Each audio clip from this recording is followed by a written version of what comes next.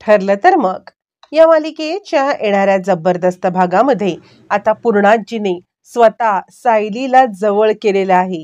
हो, त्यासाठी घडलेली खूप घटना महत्वाची आहे आणि त्याचबरोबर नालायक प्रियाचा घाणेरडा चेहरा हा सुद्धा समोर आलेला आहे.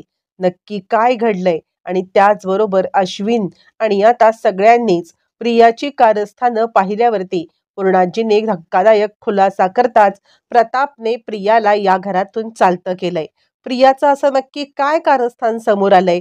प्रियाने आता इकडे ज्या वेळेला त्या लॉकेट चोरण्याचा प्रयत्न केलाय त्यावेळेला रंगेहात पकडलेल्या प्रतापने ही साक्षीचीच माणूस आहे हे सिद्ध करत थोबाड फोडत तिची आता हक्कलपट्टी केले आणि तिचं खरं रूप समोर आणलंय. त्यातच पूर्णाजी सुद्धा आता नक्की काय निर्णय घेणार सगळं सगळं पाहू. आता साक्षीने इकडे सायलीच्या ह्याच्यावरती हात ठेवलेला असतो खांद्यावरती आणि हात ठेवले ती आता तिच्याकडे पाहते आणि तू नक्की कशासाठी इथे आलेस असं विचारण्याचा तिला प्रयत्न करत असताना तिने सायलीच्या हातामधलं लॉकेट पाहिलेलं असतं आणि त्याच वेळेला सायली आता इकडे अर्जुनचा फोनवरती बोलत असताना तिला साक्षी पकडते आणि त्याच वेळेला तू काय करतेस असं म्हणते. मग आता सायली सांगायला लागते नाही काही नाही, म्हणजे ना ते मी माझा फोनवरती बोलत होते, मला अर्जंट एक कॉल आलेला आहे. यावरती मग आता ती सांगते अगं पण तू माझं हे करणार होतीस ना. यावरती सायली म्हणते हो पण माझं फॅमिली मॅटर आहे, मला पटकन जावं लागेल, मी 2च मिनिटात परत येते. कारण अर्जुनने तिला फोनवरती सांगितलेलं असतं की महिपत महिपत शिकरे हा तिकडे येत आहे आणि महिपत शिकरे हा तिकडे येऊन आता गोंधळ होऊ शकतो, त्यामुळे तू बाहेर पड. त्यामुळे आता इकडे काहीही काम न करता ती बाहेर पडते खरी, पण तिच्या हातात खूप महत्वाची गोष्ट लागलेली असते. मग आता सायली गाडीत येते आणि माझ्या हातात फार काही लागलं नाही असं अर्जुनला सांगते. अर्जुन म्हणतो ठीक आहे, तुम्ही चिंता करू नका, तुम्ही सुखरूप या सगळ्यामधून बाहेर पडलात ना, हीच गोष्ट माझ्यासाठी खूप महत्वाची आहे. ठीक आहे, पण तुम्हाला तिकडे काही सापडलं का? यावरती मग अर्जुन म्हणायला लागतो तुम्ही काळजी करू नका, जे काही डेअरिंग तुम्ही केलं ना तेच पुरेसं आहे. बरं आता इकडे साक्षीला डाऊट येतो, ती प्रियाला ताबडतोब बोलवून घेते. आता खरं तर प्रियाची वाट तिकडे आता पाहत बसलेला असतो तो म्हणजे अश्विन.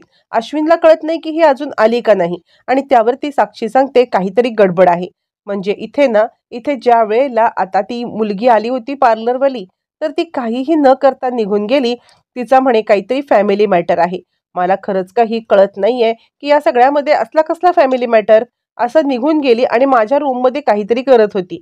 यावरती मग आता इकडे प्रिया सांगायला लागते तुला काय वाटतंय? यावरती साक्षी डोक्याला हात लावते आणि मला असं वाटतंय ती बहुतेक सायली होती, ती काहीतरी शोधत होती. आणि साक्षी डोक्याला हात लावून म्हणते अच्छा, आत्ता माझ्या लक्षात आलंय. त्यावरती मग आता इकडे प्रिया म्हणते काय लक्षात आलंय? त्यावरती आता इकडे सांगायला लागते साक्षी की अगं माझ्या लक्षात आलंय की ती न माझं पेंडंट बघत होती. म्हणजे मी तुला म्हटलं होतं ना माझ्या पेंडंटचा तुकडा तिकडे पडलेला आहे म्हणून.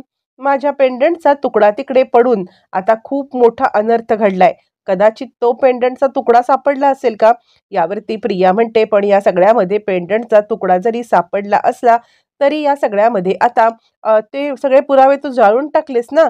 यावरती साक्षी सांगायला लागते जाळून तर टाकले, पण मला डाऊट आहे की कदाचित हे पुरावे त्यांनी त्यांच्याकडे ठेवले असतील तर मग काय करायचंय?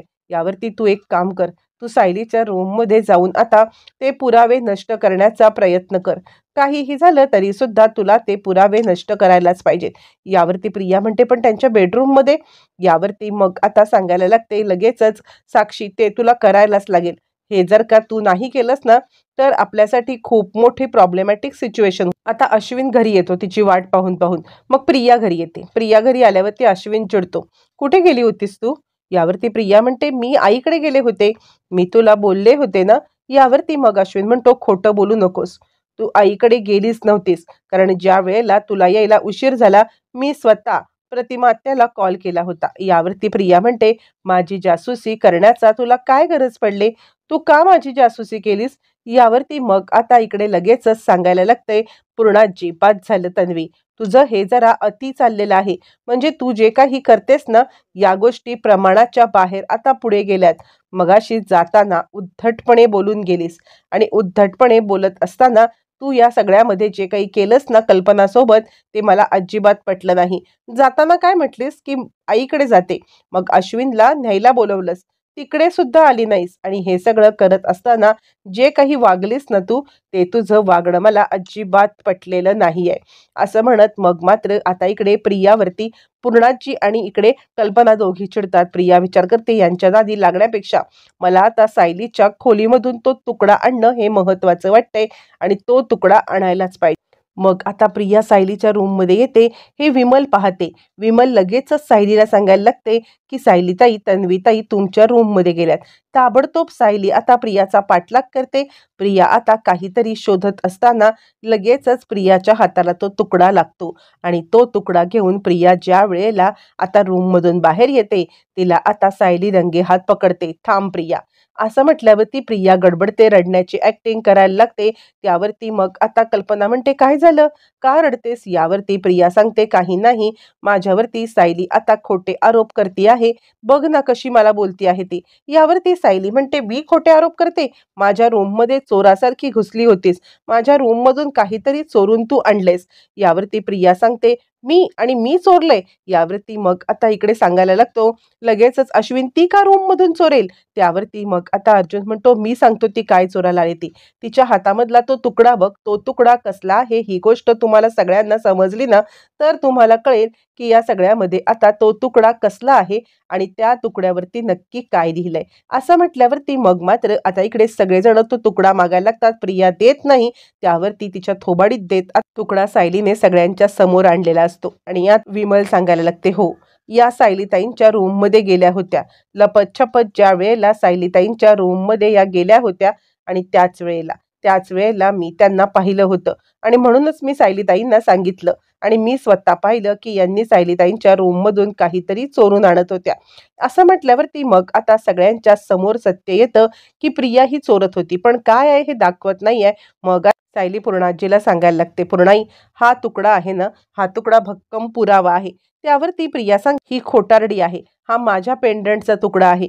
म्हणजे मी आश्रमात असताना हा माझा पेंडंट होता, माझा पेंडंट हा हिने चोरला. यावरती आता इकडे पूर्णाजी, प्रताप सगळेजण प्रियाला विचारायला लागतात एक मिनिट, मुळातच हा पेंडंट एस नावाचा आहे ना, तुझं इकडचं नाव तन्वी की तुझ्या गळ्यात कोणी घातलं असेल ना, तुझं तिकडचं नाव काही एस वरून, तिकडचं पण प्रिया, मग एसचा पेंडंट तुझा कसा असला तर तो सायलीचा असू शकतो.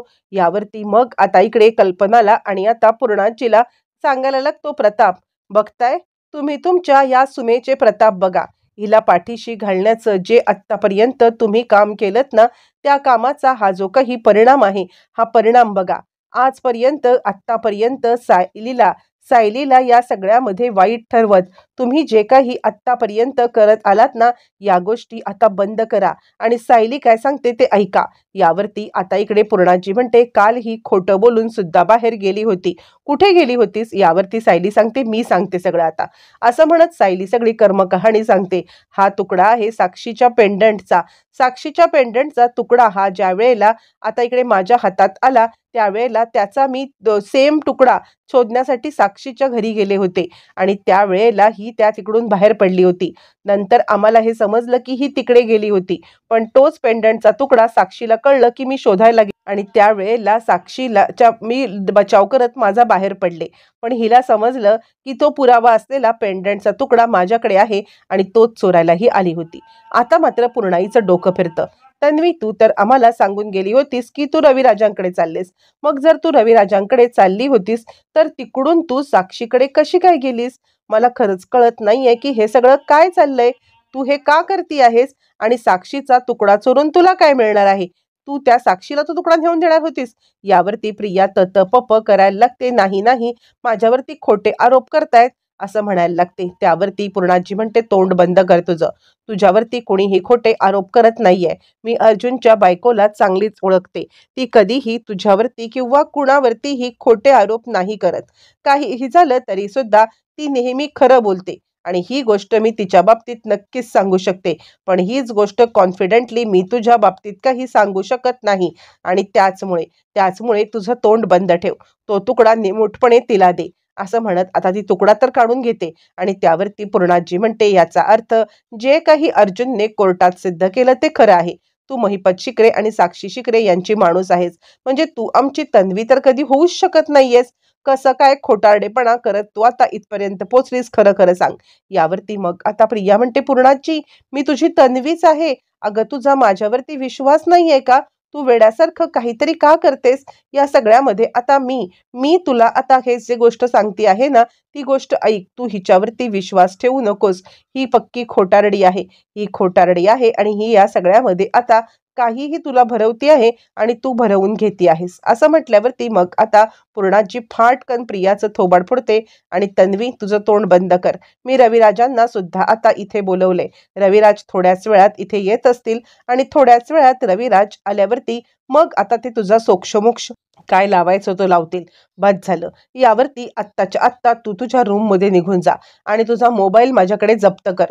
कारण काही झालं तरी सुद्धा तुझा मोबाईल तुला मिळणार नाहीये आणि काहीही झालं तरी सुद्धा या सगळ्यामध्ये तू आता कोणत्याही प्रकारे कुणाशीही कॉन्टॅक्ट करणार नाहीयेस. अश्विन ही गोष्ट लक्षात ठेव. तिला कोणताही मोबाईल आता तुला द्यायचा नाहीये. असं म्हटल्यावरती अश्विन म्हणतो, हो मम्मा, तू काळजी करू नकोस. काहीही झालं तरी सुद्धा हिला मोबाईल मिळणार नाहीये. यावरती अर्जुन सांगायला लागतो, घर का बेदी लंकाढ आहे तशी हिची अवस्था झालेली आहे. हिने या सगळ्यामध्ये जे काही केलंय ना, त्या गोष्टीमुळे आता इकडे आपलं घर पूर्ण डिस्टर्ब झालेलं आहे. आपल्या घराला या सगळ्यामध्ये सफर करायला लागतंय. ज्या व्यक्तीने, ज्या साक्षी आणि महिपतने आपल्या वडिलांना म्हणजे आता आपल्या डॅडांना अडकवलं, त्यांची ही मदत करते आहे. ही त्यांची आता माणूस आहे हे तर मी सिद्ध केलंय. यावरती मग आता पूर्णाई म्हणते, बस झालं. आता या सगळ्यामध्ये ना मला कुणाचंच काहीच ऐकायचं नाहीये आणि त्यासाठी आता हिला घेऊन जा. जोपर्यंत रविराज येत नाहीये तोपर्यंत हिची आता इथून सुटका होणार नाहीये. अश्विनला हिला फोन द्यायचा आहे. कोणत्याही बाबतीत ही साक्षीला कॉन्टॅक्ट करू शकणार नाहीये. असं म्हटल्यावरती मग आता इकडे प्रिया सायली सांगायला लागते, पूर्णाजी साक्षीला कॉन्टॅक्ट करू न शकण्यापेक्षा आता अजून एक महत्वाची गोष्ट आपण करू शकतो, ते म्हणजे हिला साक्षीला कॉन्टॅक्ट करू दे. आपल्या समोरच कॉन्टॅक्ट करून हिने आता सांगू दे की या सगळ्यामध्ये आता तो तुकडा मला सापडलाय. तेव्हाच ती साक्षी गप्प बसेल, नाहीतर ती काहीतरी कुरघोड्या करेल. असं म्हटल्यावरती मग कल्पना खूपच चिडते. काय चाललंय हे माझ्या घरामध्ये मलाच समजत नाहीये. अशी कशी माझ्या घरात ही अशी वादविवाद आणि भांडणं व्हायला लागलेली आहेत. यावरती मग आता अश्विन म्हणतो, लवकरात लवकर कॉल कर.